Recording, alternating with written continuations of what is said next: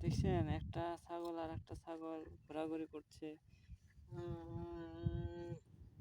খাসি নাকি হাইলন না? এটা মানে বাচ্চা হয়েছে। খোলা ঘাস খাইতো না, ভালোই তরতাজা হয়েছে। তেলও বান্ধিছে এটি। এখন বেশি তেল বান্ধিলে তো বাচ্চা কাচ্চা হইব না, তাই না? যাবো এটি জবাই করে খাওয়ালে তো তাই না? এটি এমনি রাখার চাইতে জবাই করে খাওয়ানো ভালো। যদি টাকা দেয় কিনবার আসে, যদি না দেয় এমনি জবাই করতে হবে, তাই না? ফাইন ধরবো আর জবাই করবো, কি কন? ফাইন ধরবো আর জবাই করে এলাম, হ্যাঁ? নাহলে পিঠে চামড়া তুলে এলাম ও জিনে পলি কয়ে, তাই না? ছাপ্পান আছে না, ছাপ্পান।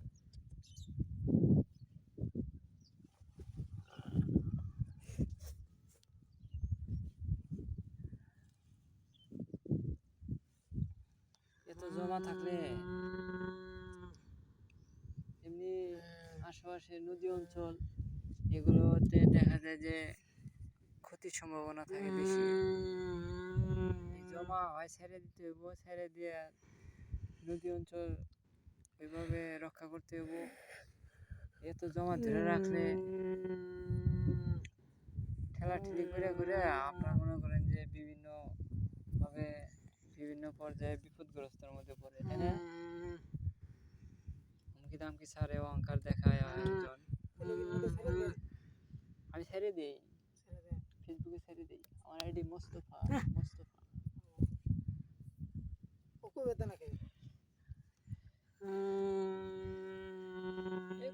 না, এগুলো দেখে তো সবার মাথায় কাজ করবো না, বুঝছেন? বিভিন্ন ধরনের কথাবার্তা কইবো, এই জন্য এরকম করে। এটা কি সবাই বুঝবো নাকি যা পাল্টাইছি আল্লাহ দিছে এটি এখন কমাইতে হবে, তাই না? মানুষের মতো রেখে দিলে হবো নাকি?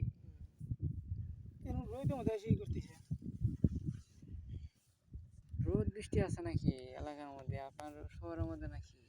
শহরের মধ্যে মানুষ বৃষ্টি নাই, রোদ নাই, বিল্ডিং থেকে নাই না, কত মানুষ কত দিকে আসা যাওয়া করে, কতগুলো আবার খাঁচা মারতে বাইরে হয় না, রুম আছে না, বাসা আছে না, বাইরে হয় না, ওই জানালা ধরে ধরে তাকায় থাকে।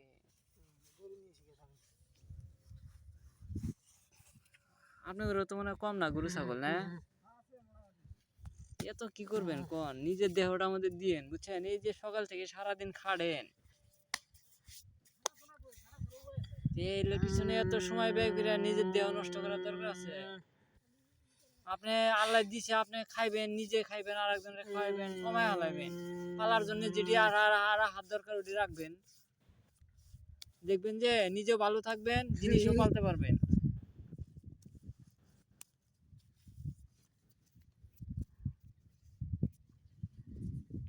এগুলো গরু ছাগল যাদের বাড়িতে আছে পিঠে চামড়া ছিলে লাভে একবারে, বুঝছস?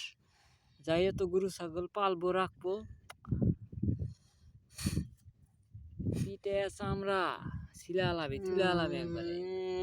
এত জমা থাকার কারণে মানুষ দেখা যায় বাদাবাদি যদি ঠেলাঠেলি এগুলো করার কারণে দেখা যায় যে গরু ছাগলের রক্ষা করবার যায় মানুষ মেরে আলায়, মানুষ চলে যায়, মানুষ আর থাকে না, থাকে না, জীবিত থাকে না। এই জন্যে গরু ছাগল না থাকলে চলবো, কিন্তু মানুষ বেঁচে থাকলে গরু ছাগল পালাটা কোনো ব্যাপার না, রাখাটা পাওয়াটাও আল্লাহর কাছ থেকে কোনো ব্যাপার না। পিঠে চামড়া তুলে আলাবে একবারে।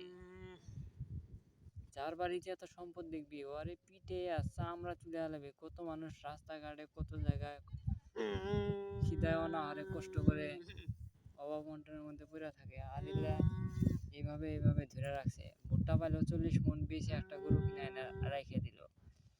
মানুষ এদিক দিয়া কষ্ট করতেছে, অভাব অনটনের মধ্যে পড়ে আছে, এদের প্রতি সুনজর নাই, দিক নজর নাই, ভালো নজর নাই। খালি ভুট্টা 40 মন পাইছি, বেচে গরু একটা কিনে রেখে দিলাম, আর মানুষে অবহেলিত করে করে রেখে দিয়ে মেরে হলায়। এদিকে পিঠে চামড়া তুলে আলাবি। এ জামাই কি কইছি বুঝছস? পিঠে একদম চামড়া ছিলা আলাবি একবারে, পিঠে চামড়া ছিলা আলাবি।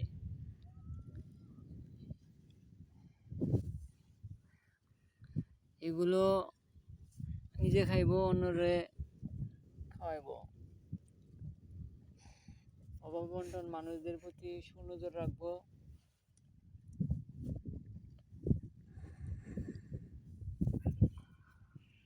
অভাব অনটন মানুষের প্রতি সুনজর রাখবো।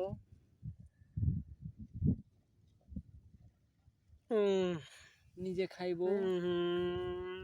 অভাব অনটন মানুষের প্রতি সুনজর রাখবো, নিজে খাইবো। অভাব অনটনের কারণে যাতে মানুষ কষ্ট না পায়, মারা না যায়, এগুলোর দিকে সুনজর রাখতে হবে। যাদের এরকম ধন সম্পদ লুটায়া পাটায়া জমায়া রাখছে, গরু ছাগল হাঁস মুরগি অন্যান্য ইত্যাদি জিনিস, সম্পূর্ণ এলা পালার মতো রাইখা, নিজে চলার মতো রাইখা, সব বুঝা বুঝা দেখে দেখে অভাব অনটনের যারা আছে তাদের মাঝে বিলাই দিতে হইব। না হলে এটিরে যদি না দেয়, তা না হলে এটিরে পিটে চামড়া তুলে আলাবে, একবার কানে কপালে থাপড়াইয়া চড়াইয়া একদম গর্জন করবি, এক কানের মধ্যে শিক ঢুকাবি, আর এক কানের মধ্যে বাইর করবি, চামড়া তুলে আলাবে একবারে একটা। একজন আর একজনের বুলাবুলি করলে তো কত কথাবার্তা।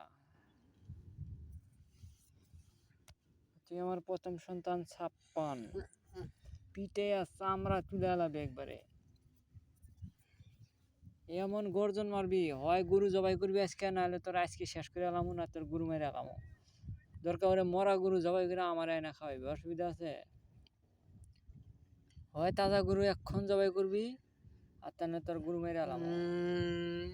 মাইরা ফেলার সাথে সাথে ওইটা ছুলে মুলে গোস্ত মোস্ত বাইর করে আয়না আমারে খাওয়াইবি।